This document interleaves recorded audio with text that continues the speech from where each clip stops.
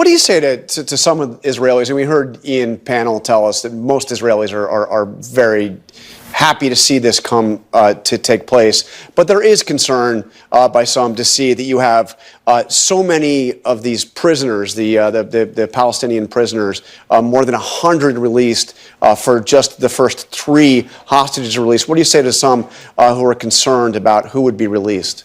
I guess what I would say to this is the Israeli government made a very difficult decision, but I think had reached the same conclusion that we have reached over a long period of time, which is that ultimately the only way to end this war, bring the hostages home, secure humanitarian relief for Gaza, was some sort of exchange along the lines that was negotiated. And I want to say something in particular about President Biden here, because this deal is really the deal that he laid out back in May.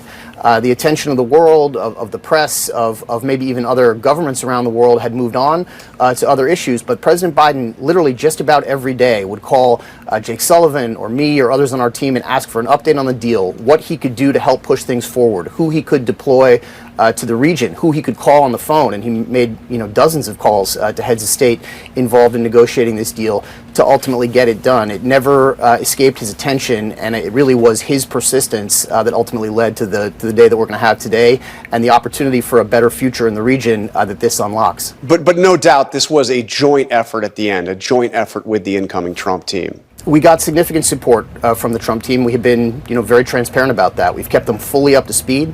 They deployed members of their incoming team to the region. The president-elect said helpful things about the need to get this deal done.